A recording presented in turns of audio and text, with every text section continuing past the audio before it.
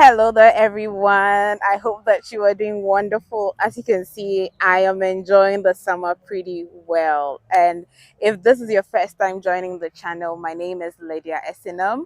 I am an international student living here in Canada, and I've been sharing my experiences here in Ontario, Canada. Now, I get a lot of you asking about what you should do when you come in. So if you think this is something that you would love to know, stay tuned and watch the video to the end. If you haven't joined this family, this is a community of genuine, relentless people, and we want to see everybody grow. We want to see everybody win. So if this is something that you love, hey, hit that subscribe button and join this amazing family. In today's video, I am going to be talking or discussing about some 10 things that you need to know or do once you arrive into Canada. In some subsequent videos, I spoke about getting ready for your arrival and some immigration questions. Interestingly, that video has done extremely well. But today we are going to focus on some things that you need to do once you step foot in, and I'm sharing my experiences from these from a perspective of an international student, and I hope that this will be very helpful to you. The first thing that you like to do when you step foot into Canada is that you need to print out your study permit. It is very important that you have a particular status in the country. If you're a student, a worker, whatever reason or purpose you came into the country, once you get to your point of entry, you have to print out your student permit. You have to do that at the airport before you settle into your final destination. I hope that helps. The second thing that you need to do as a student is that you need to start looking for jobs. Like, it is so important. You have no idea.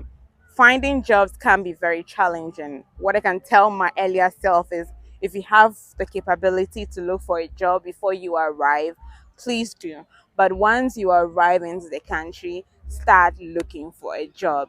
And you can use job links like Indeed, We Work Remotely, the Canada Job Bank, and a whole lot of other websites. I'll be sharing them in the description box. So do well to apply for a job.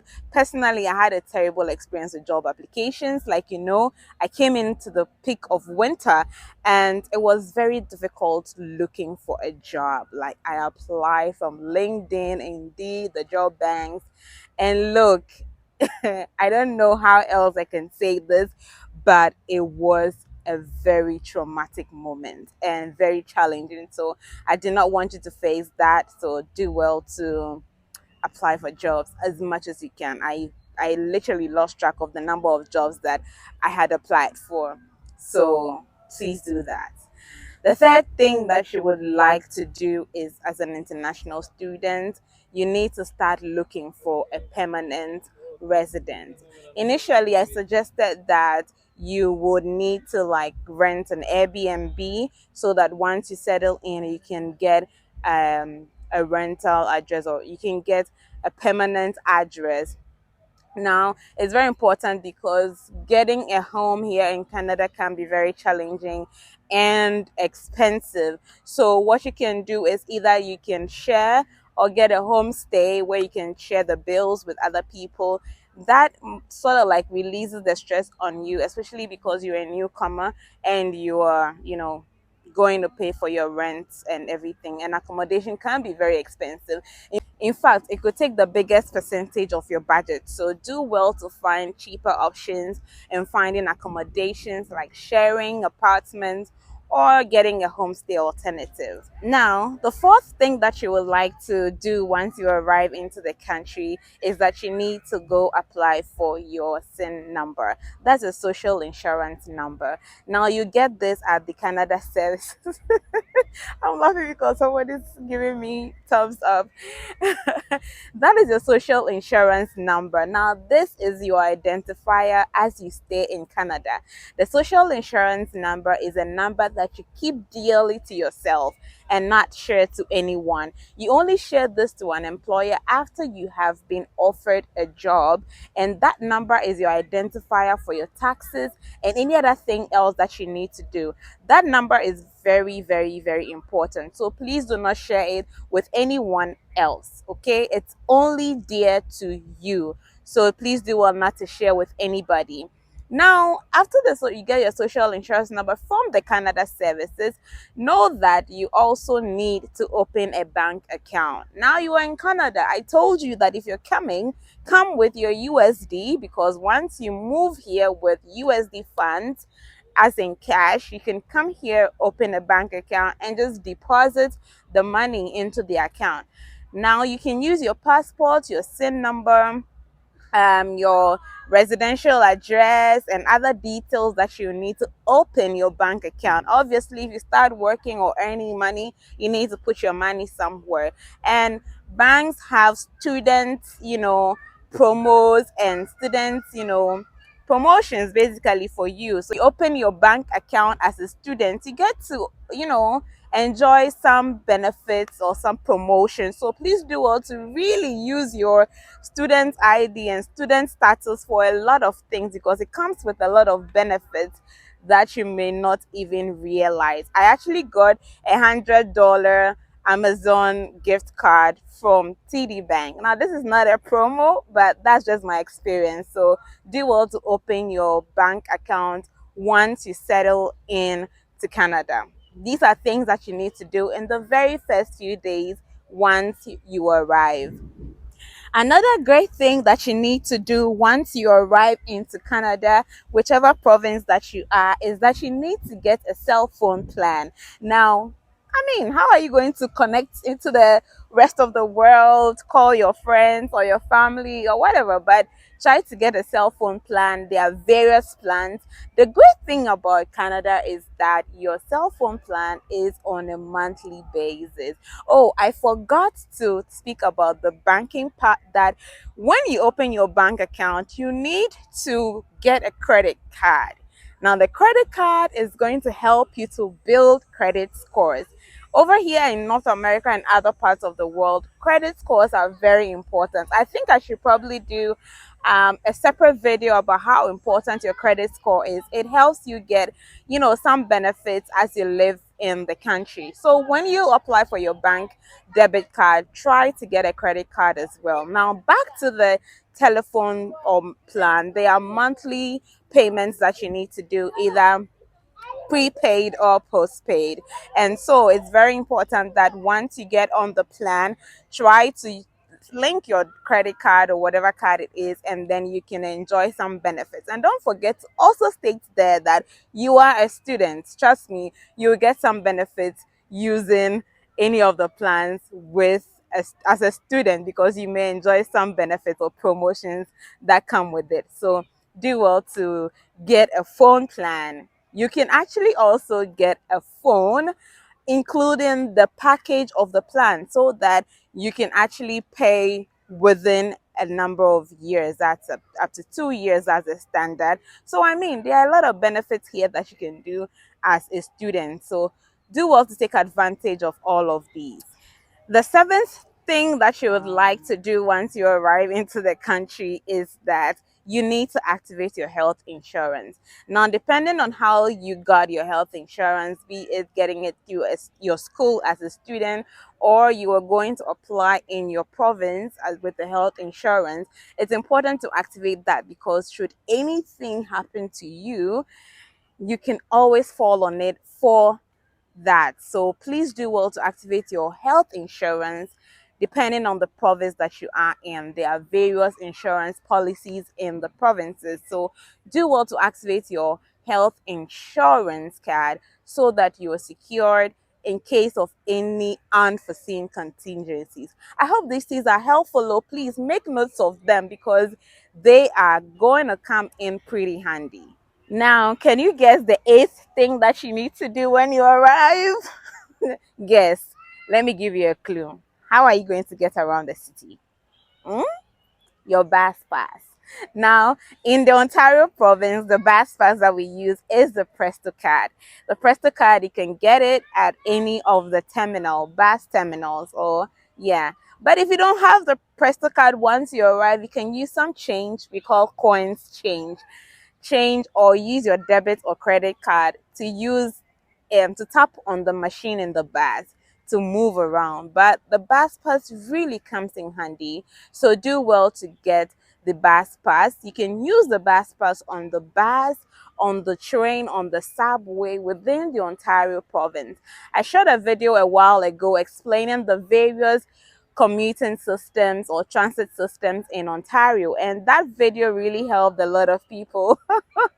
I remember Edifia shared her story where she said she was scared of getting lost on the bus. I'm like, why are you scared getting lost on the bus? But hey, it comes in handy with the bus pass on the train, on the subway, on the bus, and that's it. You just have to load your wallet, and once you tap on the machine, it shows you your balance on the card, and you can always download the apps that you need to do. The apps really come in handy. Hey, check out all the apps that can help you and how you can build points, especially with grocery shopping. There are a lot I have to share with you guys, but hey, let's stick to the 10 things that you need to do once you arrive into Canada. The ninth thing that you need to do once you arrive here in Canada is that you need to make genuine connections. Trust me, do not take, connections and we used to talk about this thing where we said, oh, go and network, go and network. Trust me, networking is very important. It helps you build genuine connections, it helps you with referrals, it helps you with recommendations. Trust me, these things do a lot that we normally underestimate. But building genuine connections, especially with people around the world or Africa, wherever they are, build genuine connections, because someday you will need someone for something and you can easily call the person without making it look like you were just in for what you need. So build genuine connections because it's going to do you a lot of good. Now, the 10th thing that I want to share with you is that get a provincial ID or a driver's license. Let me break it down for you. Apart from your international passport, for in my case, I had a Ghanaian passport, you need to have a provincial card. I had a video earlier on explaining what the difference is from a provincial card and a driver's license. If you have a driver's license from your national country, what you can do is that you can get an authorization letter that states that you are indeed an authorized driver from this country. Or if you have an international ID card from your native country, that's fine. But I'm speaking to those from Ghana or Nigeria and other African countries. You need an authorization letter from the driver's license institution or corporation, whichever country that you operate. And then once you get here, you still have to go through the test and do the exams for the G1 and G2 licenses. So depending on where you're coming from, get that authentication letter, and then you can use that to apply for your driver's license. Now, to the provincial ID is also a mode of ID for your stay here in Canada. So the thing about provincial ID and the driver's license is that if you have a driver's license, you will not need to have a provincial ID. The provincial ID are for those who do not or have never had a driver's license before. Now, that provincial ID can be used as an authentication and verification ID for whatever purpose that you have to do in Canada, especially because you do not have a Canadian passport or a Canadian driver's license. I hope I've broken it down further, but if you feel that you have any questions or anything that you need clarity on, feel free to leave it in the comment section. And also, if you feel that there's anything that I have not mentioned that helped you with your stay in Canada, feel free to leave it in the comment section so that people will benefit from it all. I hope that this video has been helpful, and I know that it's quite a lot, but hey, make sure to bookmark this video because it's going to come in handy and it's going to be of great help to you once you're coming to Canada. So Make sure that you live that dream and keep being awesome. Do well to subscribe to the channel. Hey, our PayPal link is right there.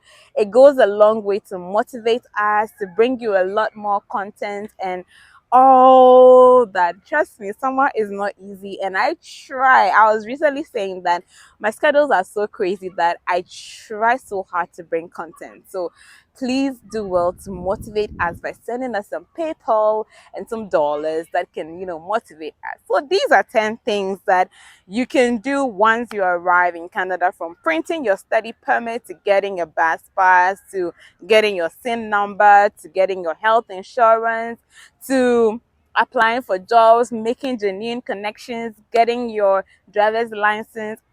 Good. There are benefits of getting your driver's license. You could do Uber. You could, do other jobs with your driver's license, and it comes in very handy. Trust me, there are some jobs that require you to have a driver's license. So please don't forget to get the authentication letter before you travel. Okay? Okay. All right. Keep being awesome. If you're new here, my name is Lydia Esinam. I'm living in Canada as an international student. I've been sharing my experiences through my channel, and we are here to motivate and engage and encourage each other. This is a community of genuine, relentless people. So, hey, join this amazing family and let's grow together. Till I see you in the next video, keep being awesome. We love you. Bye bye.